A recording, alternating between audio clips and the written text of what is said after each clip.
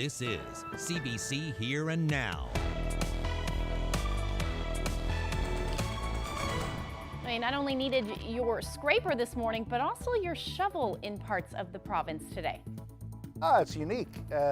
It's something that not many places as large as our city, you're able to do that sort of thing. We're used to seeing these vehicles here, but in Corner Brook, they're cropping up here.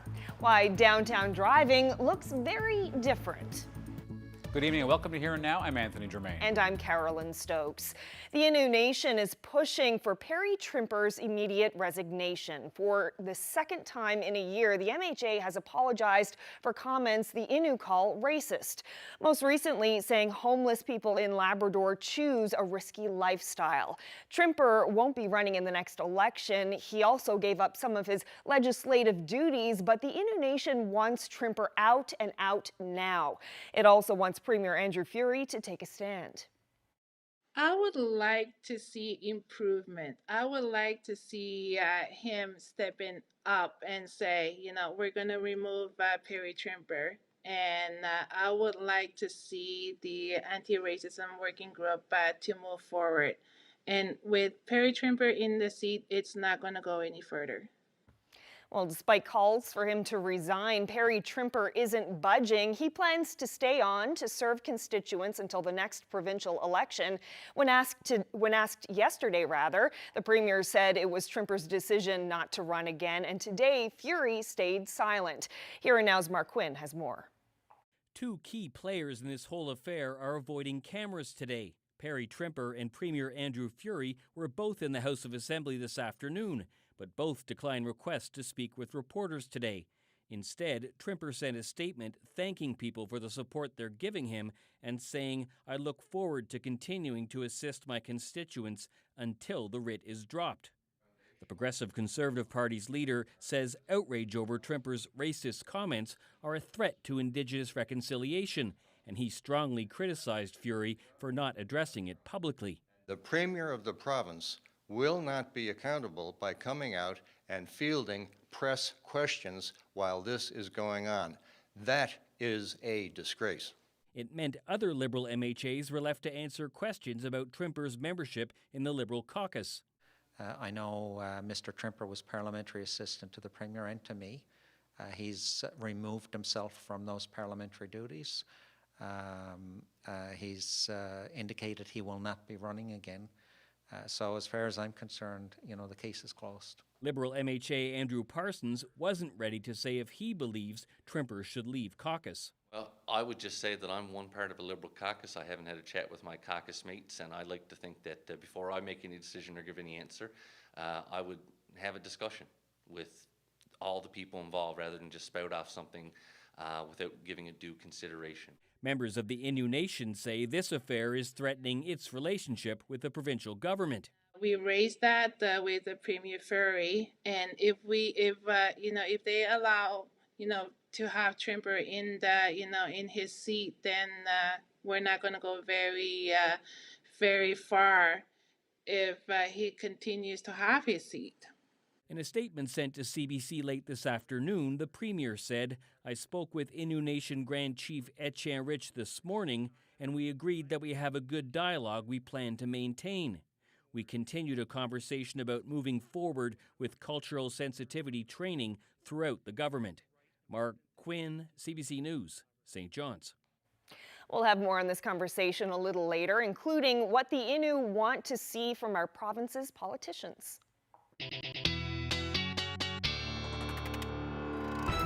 Most of you woke up to a little bit more than what you were expecting overnight as far as snowfall goes. Take a look at this. This is Kent Fudd shared this on Facebook earlier today, harvesting some carrots in the snow. Now, they started harvesting because they thought that the rain or the snow was supposed to change over to rain, but that didn't happen. They said that the snow pretty much just acts like a carrot blanket. It doesn't really do anything, but yeah, it was pretty snowy for most places. This is as of 4:30. We saw Gander see about 9 centimeters of snow, Gander West at 14 centimeters. And then earlier this morning, Corner Brook, from what I can recall, or what I can see on Twitter anyway, showed about 5 centimeters of snow. So temperatures didn't get very warm today, only sitting in those single digits. And things were supposed to change over to rain, but that didn't happen. It should as we head into the evening hours, but I'll have all those details coming up. Thanks, Ashley. The RCMP offered some insight today into a suspicious sudden death in Trepassey. Police have confirmed that a man in his early 40s is dead and that he was living in the community. But as Jeremy Eaton reports, there are still many unanswered questions. A little bit of clarity came today as the RCMP spoke for the first time about a sudden death on the southern shore. All sudden deaths are treated as suspicious until evidence shows that they're not. We did have some suspicious findings in relation to the death itself, and that's why the police presence is continuing down in that area. Police won't elaborate on what about this is suspicious. As CBC reported last night, the victim was a man, but police aren't saying much more than that. The RCMP don't know if he lived in this greenhouse, but say he is a resident of Trepassey. A man in his early 40s was found deceased. Since that time, the RCMP responded on Wednesday of last week. The scene was held until this past Sunday for the course of the investigation. Garland explained that despite the man being found dead on Wednesday, a public statement about the situation wasn't made until Sunday. Police say the reason for that is public safety, but didn't offer up more of an explanation. We did address that and determined there was no risk to public safety, so we decided to shift our focus onto the integrity of the police investigation, so a release was not done until Sunday for that reason. The RCMP's major crimes team is leading the investigation, and today, Garland was able to shed some light on why so many Mounties marched down to Trepassey. Officers that would have been on the scene throughout this past week include the Forensic Identification Section, Traffic Services, a specialized interviewing team, detachment members from both Fairyland and Holyrood Detachment. Garland says police have determined there is no threat to public safety, but is reminding residents that they might see a police presence in the community during the investigation. An investigation that remains active with still many questions left to be answered. Jeremy Eaton, CBC News, St. John's. A 37-year-old who wasn't wearing a seatbelt died in a single vehicle crash Sunday morning, according to police. The collision happened near Trout River. Police say the man was ejected from the vehicle and died at the scene. Another occupant was sent to hospital with non-life-threatening injuries. He wasn't wearing a seatbelt either. Police are on the lookout for an accordion stolen from Dunterra on the Bonavista Peninsula. They say it looks like this and means a lot to the owners. According to police, the break-in happened sometime between Sunday and Monday, October 18th and 19th. The person responsible also took tools used for woodworking and some other items. Police are asking for help with their investigation. When it comes to approving a controversial infill proposal for the harbour in Long Pond, CBS says it's weighing two competing crucial factors. On the one side, the impact on residents versus the economic potential for the town. Well, last night you heard from concerned residents who are raising red flags about how this project will look. Potential ice blockage perhaps, and maybe flooding in the winter. The deputy mayor says it's too early to say whether he'll vote in favor, but he does see the economic upside to the project. He says development is at an all-time low, and OCI's proposal would mean 30 to 40 full-time jobs and $15 million in startup. We got off to a little bit of a rocky start, as you remember, but we've engaged the residents, and it was always our intent to do that. We sent out more notices. We've received quite a few comments back, and all of those comments are going to be taken into consideration and being, hopefully be included in the terms of reference for the land use impact report. Recreational vehicles like ATVs are now allowed on downtown streets in Corner Brook. Business owners say sales are up since the city allowed the access. Here Now's Colleen Connors hopped aboard for a tour around the city. Cruising down Park Street and West Street in downtown Corner Brook, riding an ATV. It looks jarring at first, but it's a welcome sight for the mayor.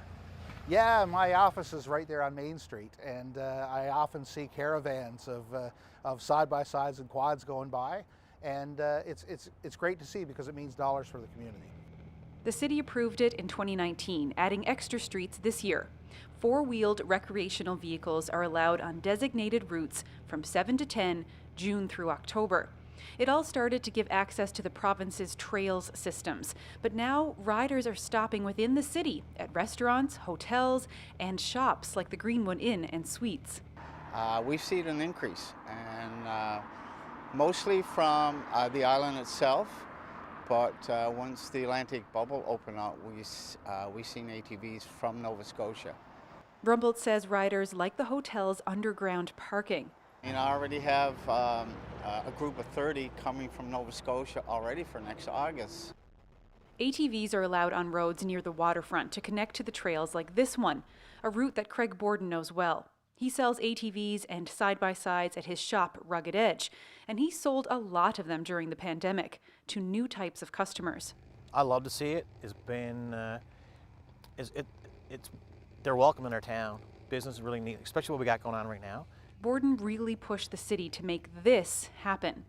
He used to cart ATVs to Deer Lake or Stephenville on a trailer. Now he can offer 2- and 4-hour guided tours of the area and leave right from his shop. You know, they're visiting restaurants, they're going out, they're stopping at gas stations, they're picking up supplies. People can easily now also, people are traveling to their cabins on ATV, which they couldn't do before. Quads at busy intersections, cruising the streets, well, that did not happen overnight. Borden and Parsons say other municipalities in this province can share the roads. You just have to, bring in the rules and regulations and do it properly.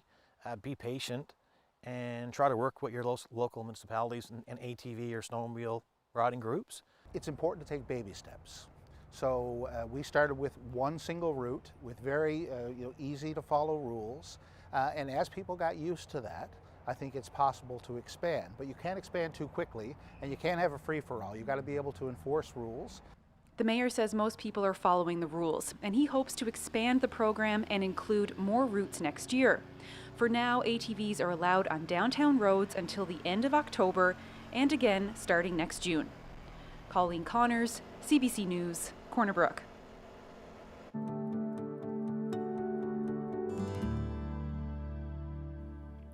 To gather, gossip, or just to get a drink, the office water cooler used to be an essential part of the workday. But with so many people working from home, the water cooler is a much slower place. And so is a company that fills thousands of coolers around St. John's. In tonight's installment of Our New Normal, we're checking in with Pearl Springs, where business has slowed to a trickle. When COVID hit, the tap just went to dribble. Drop, drop, drop from a full flow every day, right? We deliver, I say, just about every business in the city. To offices, homes. We have a lot of walk-in customers, picks up the water. We bottle 500 ml, we bottle 4 litre, and 18 litre, of course, is our main product. A lot of them, customers are just down to 2 and 3. Like if they got 5 people in, but you could only have 1 person in their office. So they're just answering the phone and saying, no, we don't need no water today, call us back in a month's time, right? So we have hundreds and hundreds of customers right now doing that. Well, I didn't imagine how bad it would hit. It took me a week or so to really sink into my head, say, wow, this is big, right? And it's going to be big in the world, so we're only a little part of it. Right now, if you're breaking even, we're lucky. We're less 1 driver because we don't have enough business here now for the 4th driver. Hopefully this will turn around and get us back into the black again. I say hopefully we'll get back to 95%. All right, because still going to people stay home. There's still going to be the companies that made adjustments and can keep that adjustments. But I think that's only going to be about 5%. I'm, hoping.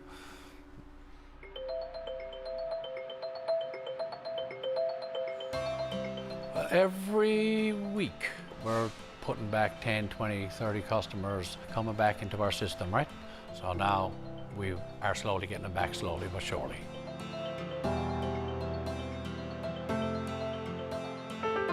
I don't think people are going to stick with working from home. Some people enjoy it, but then I think most people are going to want to get back to the regular routine.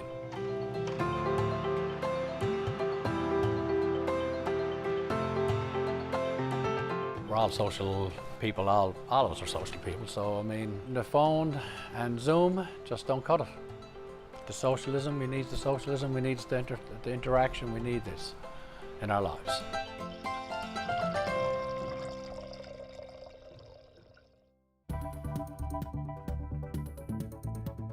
Well, we had lots of them 2 weeks ago, but right here now today, we're pretty much sold out. People came early, and I think with the COVID too, they were looking for something to do. The patch has been picked over. I've got to get a hat. There's a serious pumpkin shortage in St. John's. Our C's Hare is out in the field after Ashley's weather. It's looking not very nice out there. Much cooler today than originally anticipated too as well. I'll tell you why all of that happened when I come back.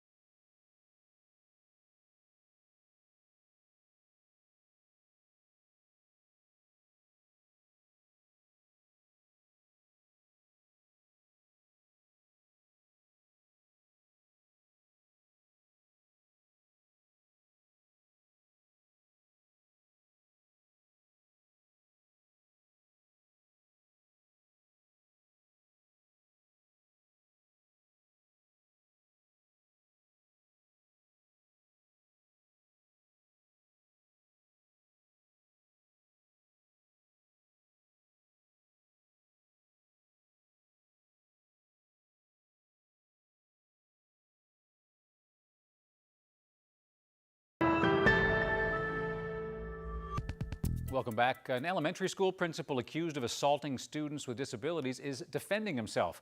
In court today, Robin McGraw testified about what a promising school year and how it was supposed to start, but that it disintegrated before his very eyes. Malone Mullen reports. From studs to beams, it was a brand new school. Robin McGraw says he and his vice principal stood at the site in 2017, excited to be the first ones inside that building. He told the court they were there to establish the school's culture and learning environment. He could not have known that over the next year, some staff members, including that vice principal, would turn on him. They've accused him of assaulting 4 children by grabbing their faces, pinching their ears, squeezing them until they cried. McGraw denies these allegations. He says it never happened. The suspended principal says at least 3 staff members grew to resent him because of workplace disagreements and for not getting jobs. And there was a personal conflict, McGraw says, with one staff member who was poisoned against him because of his romantic relationship with a married coworker. McGraw testified for over 3 hours today. At times his voice rose, strained, as he described lightly touching the children's faces to get them to look at him. At times he held their hands loosely and would move their chairs towards him.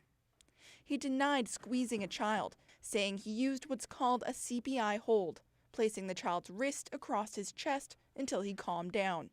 He learned that in school board training, he told the court. But today's testimony didn't only focus on the alleged moments of assault. It spanned the entire school year and probed rivalries among teachers and staff members taking sides.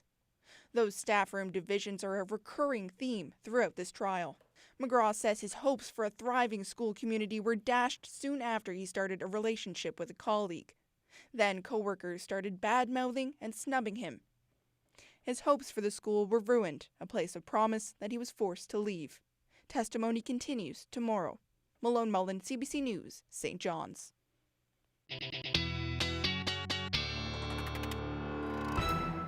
Well, Ashley is here now with a look at the weather forecast, but before we get to that, we have a video to share with you. It was taken this afternoon in St. John's. Just have a look at this. This is how Team Guzhou Highway looked at around 2:30 today. An SUV was on fire in the westbound lane just ahead of the turnoff to Topsail Road. Police say there were no major disruptions to traffic and, more importantly, no injuries to report. So that's a good thing. Yeah. It's a very very dramatic scene, yes. And maybe some of the rain was helping with that to fight that one as well. We saw lots of rain here in the east. Temperatures only reaching a high near 7 degrees in St. John's. These temperatures through central, about 2 degrees in Gander, that was early this morning, in fact, just after midnight. But most of the day today, you were sitting around the 0 degree mark or within, a half of a degree of that. And that's why we saw all of that snow earlier today. Yesterday, I was anticipating that we would see a changeover to rain in the morning as this warm front lifted further north. But what ended up happening was the low skirted south or a little bit further south of us. So we didn't see that transition over to rain. And eventually those winds shifted and it kept snowing. So the other reason why we didn't see the warm temperatures for the St. John's area is also because that warm front didn't lift. So we stayed on the cold side of that air most of the afternoon. There's that couple of low pressure systems there. We're still seeing some snow through central. That will generally continue as we head through the overnight tonight. We might see a little bit of mixing. Last time I checked, Gander was reporting snow grains, but that will generally continue as we head through the overnight tonight. Some drizzle and showers possible for the east. Now, the potential for some wet snow is going to slide a little bit further east towards Clarenville, maybe even Bonavista, to mix with some of that snow overnight tonight. But other than that, a couple of more centimeters on tap, certainly for parts of central. -1 in Grand Falls, Windsor. That's where you should sit tonight. Same for Gander, 0 degrees in Corner Brook. Going down to a low near -11 in Lab City tonight under clearing skies. And then for Happy Valley, Goose Bay, you're looking at a potential for some flurries as well, -7. In the east, staying above 0, looking at 3 degrees in St. John's. That's why we'll see that rain overnight tonight. And those winds will be generally light, 10 to as much as 20 kilometers per hour. Here's where that snowfall will likely be again tonight. So an additional trace to 5, but 2 centimeters is more than likely if we do see a little bit of a mixing. And then up through the coast as well, you're looking at about trace to 5 centimeters of snow. So tomorrow that low will move off. A ridge of high pressure is going to move in. However, we will see the potential for flurries for the first half of the day. Some drizzle as well as some showers for the east. And then eventually, as we head into the evening hours, you can kind of see that the models are picking it up. We could see a few wet flurries in the metro area as we head into the evening hours tomorrow. Other than that, not a whole lot happening as a ridge of high pressure will move in and dominate, but we will see some flurries and light snow move right back in for Lab West and then head towards the west coast in the morning on Thursday. And that's as our next weather maker moves in. So it is going to be very busy over the next couple of days.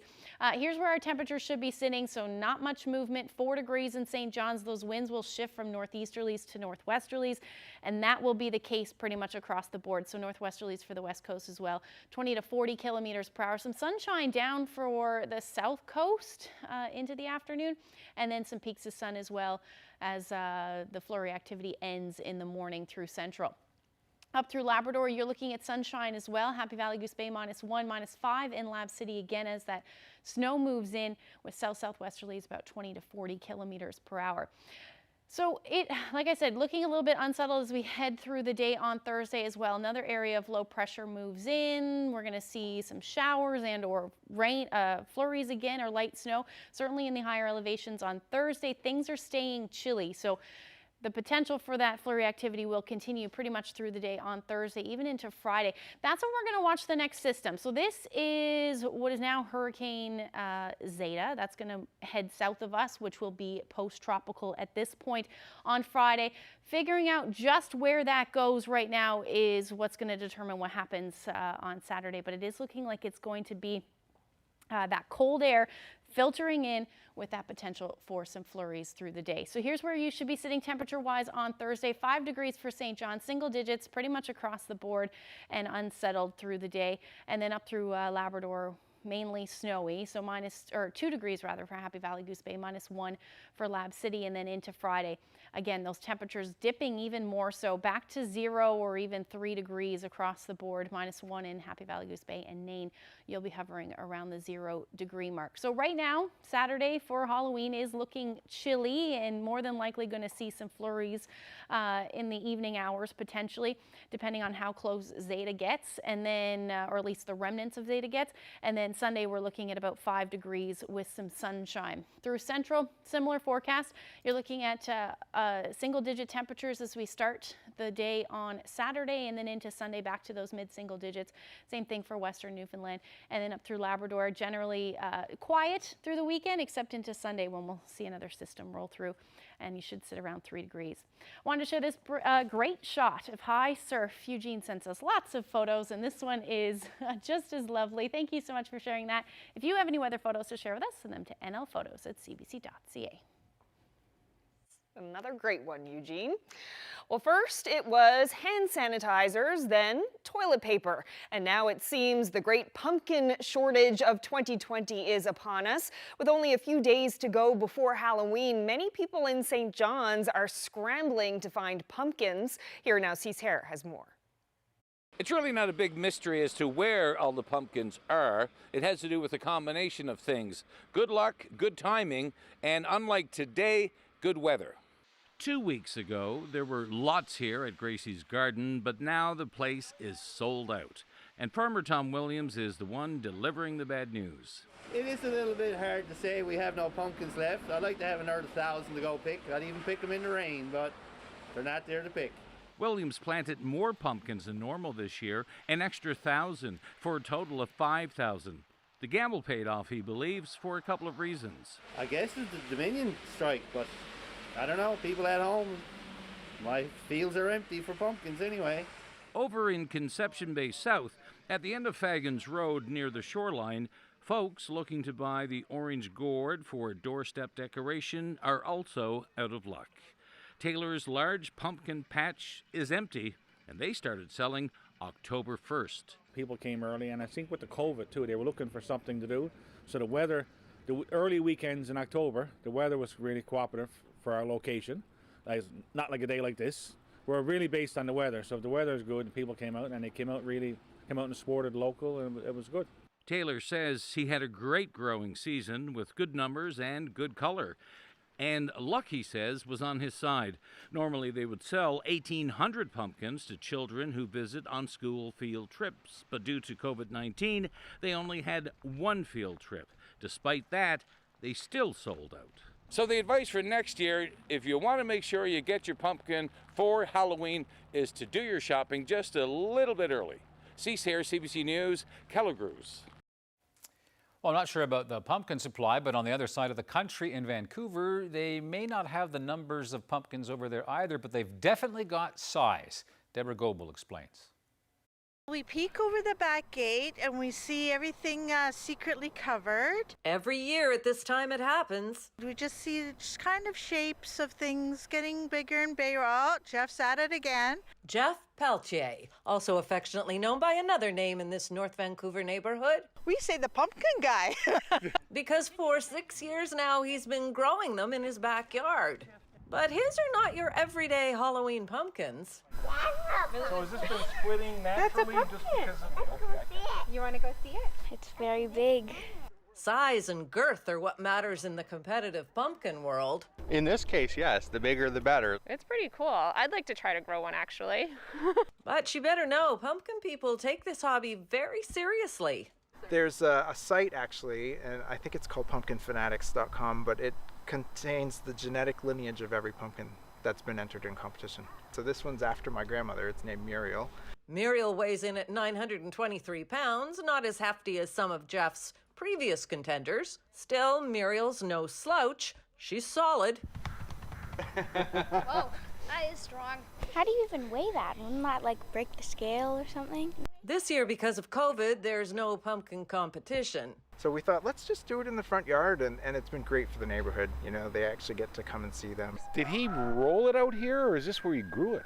Well, I heard you need a crane to move it. She heard right. Even going from backyard to front takes some maneuvering. That's kind of our goal this year, is to try and get other growers interested in the hobby. And if you've got the knack, there's cash to be made. When a pumpkin grower in Belgium grew a record-breaking 2,600 pounder, he didn't just win prize money. He'd pulled about 1,000 seeds out of the pumpkin and was charging $700 each and sold out of seeds. Like raising racehorses, growing big gourds can be lucrative. $50 a seed, $100 a seed for a really top seed, that's pretty normal.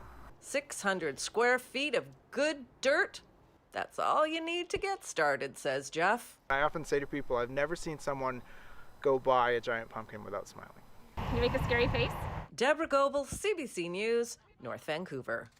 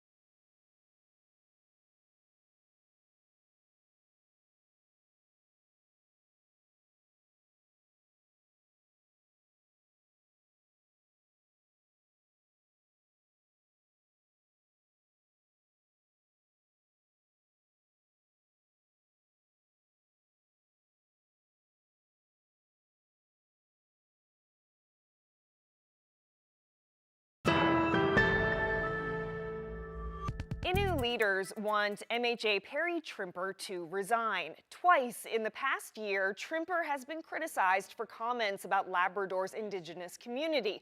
Most recently, saying some homeless people in Happy Valley Goose Bay choose a risky lifestyle. Trimper is no longer running as the Liberal candidate in the next election. He's apologized and has given up some of his legislative duties, but the Innu Nation says that's not enough. Joining me now is Innu Deputy Grand Chief Mary Ann Newey. Thank you so much for being here. Thank you. I'm happy to be here. Thank you. Well, Perry Trimper apologized, says he won't run again, and he gave up his parliamentary roles. Why is that not enough for you and other Innu leaders? Innu Nation has been putting up with Perry Trimper's racist comments, and it all started back in 2019. A lot of community members were not happy with Perry Trimper's comment back then against, towards Innu Nation. And he has not apologized sincerely. And we met with the Premier Fury about it, and we raised our concerns back in August when I first got elected in. We made it very clear that, we don't want Perry Trimper to be representing Innu Nation or any other communities such as Shehajit and Natwashish.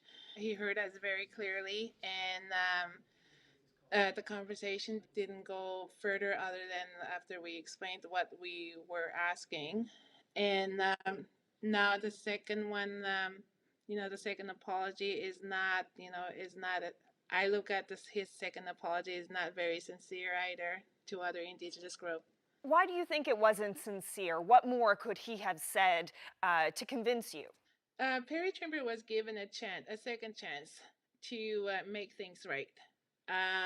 He has not done that. He engaged some of the community members, but he has not made any, apology to Innu Nation. So what is your specific concern about Perry Trimper keeping his job as an MHA until the election is called? What's the harm in him staying in that role? Innu Nation has been pushing, to have a good, healthy working relationship, such as the anti-racism towards with the provincial government.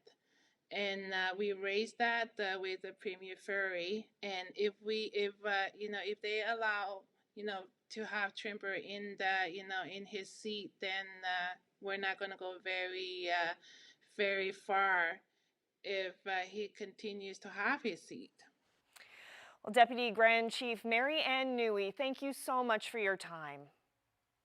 Thank you. Well, when it comes to homelessness, some news from Ottawa today, but just how that's going to affect Newfoundland and Labrador, we don't really know. But some new details about the federal government's recent announcement to address homelessness and the affordable housing crisis in Canada came out today. Prime Minister Justin Trudeau says 15 cities will have early access to the first half of the $1 billion investment. We're investing $500 million for immediate support to build long-term housing for municipalities that have the highest demand. I spoke to the mayors of these 15 cities a few days ago. They're fully on board with our plan, and they're committed to turning this significant federal investment rapidly into housing for vulnerable Canadians.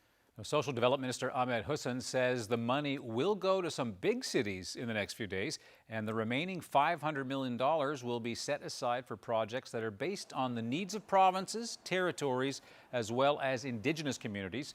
The Rapid Housing Initiative aims to create up to 3,000 permanent affordable housing units for Canadians who are in need. Well, experts fear the pandemic and its economic fallout could force more people out onto the streets. But a carpenter in Toronto has decided to take things into his own hands. He's building small shelters to help the homeless weather this winter. But as Nick Boisvert reports, the city doesn't see that as a solution. This is the window I've been using. It's just a basement casement window. It doesn't look like much yet, but Khalil Seavright says this little structure is sturdier than you might think. This is the normal bat insulation you would find in any house. He's been building these shelters in his Cabbagetown workshop for about a month now. When they're done, he looks for people living outside in tents and asks if they'd like an upgrade. I've never seen so many people staying outside in parks, and it's like this is something I could do to make sure whoever's staying outside in the winter would be able to do it, like, survive. He's delivered 2 so far. Advocates say the number of Torontonians experiencing homelessness this winter could be unprecedented. And with COVID-19 still spreading in the community, many won't be interested in staying in a crowded shelter. It's going to be catastrophic. We have not yet seen the wave of evictions from people in unstable, unaffordable housing. But the city says unauthorized outdoor shelters are no solution to that problem. There are other risks that are significant, to people's lives, and those things include things such as fire and, other matters that endanger life. Instead, the city says it's focused on increasing shelter capacity through projects like its new modular housing development in Scarborough. Seavright acknowledges that his shelters can't replace that kind of work, but he thinks they're still needed, at least this year. This isn't a permanent solution, this is just like, make sure people don't die in the cold this winter somehow, at least some people. Nick Boisvert, CBC News, Toronto.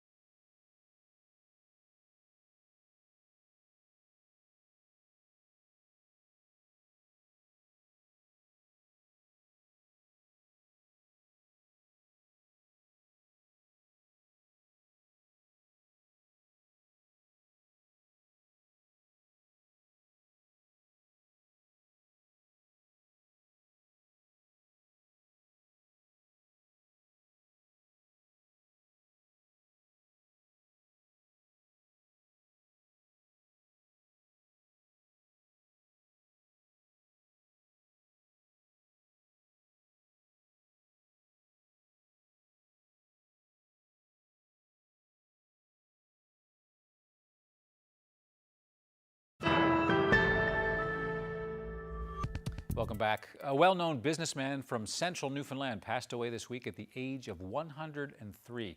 Now, you might remember this. We first met Victor Baker, better known as Uncle Vic, when he turned 100. This was back in 2017.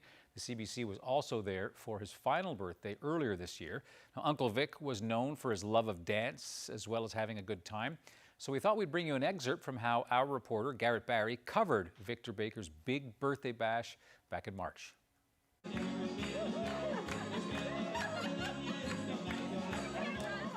Never bored. No, never bored. I never thought I'd live, that long. Anybody never think they're going to live that long. No. God has surely made a way for me. Yeah.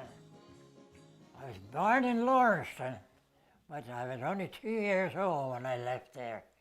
I went to Badger. My father worked as a cook in the lumber woods and in the staff house and that there. Well, I lived there for 9 years. Then my brothers came back from university in Halifax. They went to Botwood, started the business. That's where we moved, to Botwood. So that's where I spent most of my life, in Botwood. When I retired, we moved here. She wanted to come back here to Lewisport. She belongs to Lewisport.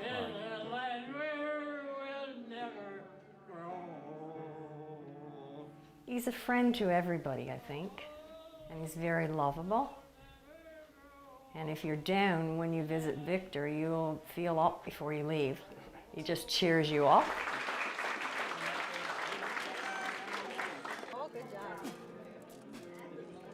We got along pretty well. We didn't have much, but we didn't need much. No. There was no money. You had to make your own way, You make your own fun and whatever. It was all good. Because you didn't know anything else anyway.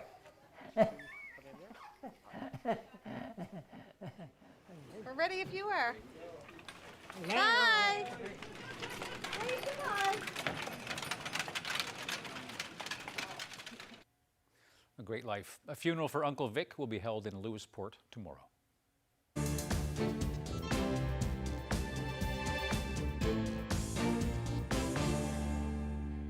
For a world weary from a long, drawn-out fight against COVID-19, a cure can't come soon enough. While the finish line, a safe and effective vaccine, remains out of sight, one of the leading candidates is showing some promising results. But as Christine Birack reports, some worry that in this race, speed could come at a cost of safety.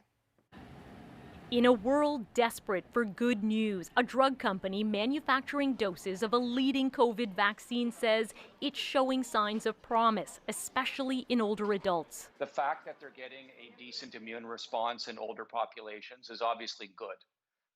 That's the group we really want to try to protect.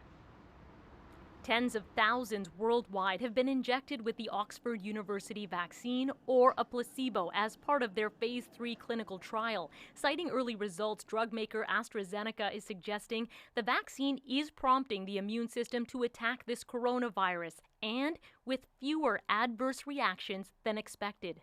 We're obviously a long way away, though, from knowing exactly how well it works and what the side effect profile is and how long-lasting the immunity is. All that stuff is going to have to come out later.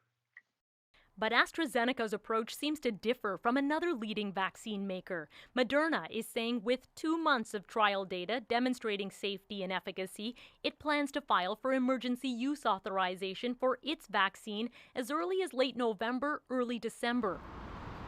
Health policy experts say the move would end Moderna's clinical trial. Ultimately, that could lead us down the wrong path. On the other hand, if we wait too long, people are going to suffer. Each of the trials reports into a recent U.S. Food and Drug Administration meeting expressed concern around emergency use of experimental vaccines, noting if trials stop, no one will be able to compare results or find out which works best in specific populations. Some of the vaccine makers, particularly the smaller ones, are interested in getting out into the market as quickly as possible because it basically solidifies their financial status. Every vaccine maker wants to be the first. The fear is if one company is allowed to stop its trial early, others will follow suit.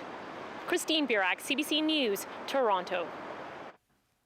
Well, a special dog in Western PEI is providing comfort to people who are going through tough times. Chloe is a 6-year-old golden doodle who works at Ferguson's funeral home in O'Leary. Now, when people come to the home for services, Chloe greets them at the door, and her owner says she knows when someone needs cheering up and will walk over to them and rest her paw on them. Let's take a look. Well, Chloe acts as our comfort dog for families that are in need of comforting. It is can be a place of great sadness and lots of tragedy in some instances. And Chloe just provides that level of comfort, and she goes up to people that seem to be in need of love and comfort, and she has an intuitive instinct to do that. Kids would be apprehensive about being at the funeral home, but they would come in and see Chloe, and they'd be over talking to Chloe and playing ball with Chloe. Early on, we realized that Chloe had her own calling of comforting people during their lowest times in life. We got Chloe as a family puppy. It just started that we didn't want to leave her home alone, so she started coming to work with us, and we could see the comfort she was bringing to people and the love to the kids, and they loved her. They'd want to come in and see her and play ball with her and see her do her tricks, and yeah, so it just grew into her being a therapy dog here, a comfort dog. One day, Chloe and I arrived at work and we came in through the back door, and David was interviewing a family, and there was a gentleman standing outside the door. He was obviously upset, and Chloe went right to him and sat down and put her paw out on his leg, and he just said, "Oh my goodness, if this wouldn't dry a person's tears up, nothing would." Oh, it just warms your heart. You'll see people come through the door and they're on the verge of tears, because they're meeting with their funeral director. But Chloe goes to the door and greets them, and they get right down on their knees, adults, seniors, doesn't matter, and she just dries their tears up, or makes them at least feel better, no question.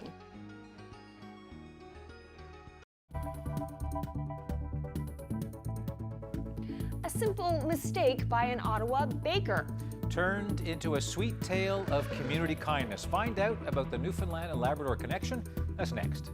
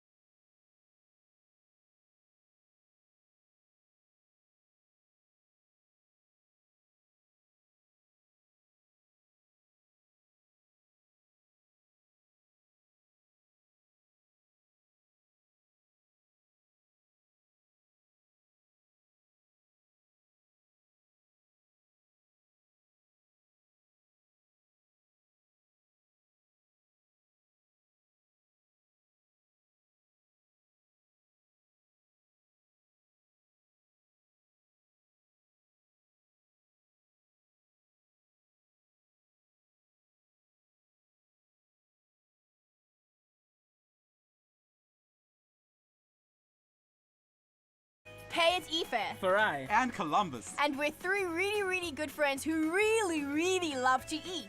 Join us as we put our taste buds to the test and discover the amazing food around St. John's. We ordered the same dish at 3 places and then we vote for our favorite.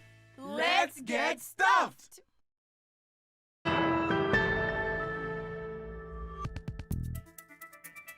All right, well, we'll get stuff with something else now. If you watch the National, you probably know about an item that they have called The Moment. This is when they show a little slice of Canada, something positive. Yeah, Newfoundland and Labrador is featured fairly often, including last night, even though it wasn't exactly obvious. Yes, Charlene Burnside is an Ottawa baker, but she's originally from Glovertown. She went to her first farmer's market and managed to sell $2,000 worth of her cupcakes. But the device that she was using to accept payment didn't actually work, and Charlene didn't realize this until the end of the day, but she hadn't received a cent.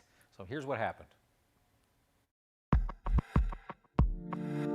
We went to our first market. I was very excited because I had this new piece of technology. I had a square reader. I've never done anything like this before. People were coming along and they were using it and it was great, but it wasn't beeping. And I was like, well, that's weird. So it was showing me all of the transactions, but they were not linked to anybody. I had to accept that it was a loss and that it was my error. So then my sister shared it on Facebook. She's like, if you were there and you remember this vendor and you don't see that the transaction has come through, could you please just make it right and just send it to her? Within 2.5 hours, I had everything back that I lost, plus another $1,200. Like, it's amazing, right? People are so good. People are great. That is What a great Fabulous. story. Yeah. Aw, that Now makes me she happy. says, yeah, me too, you know? She says people from all over send her money, from other small business owners telling her that they know that pain, to people just saying that they admire her work ethic. Yeah, and she actually donated that extra $1,200 she received to charity. Oh, good for her. What a great story. Nice.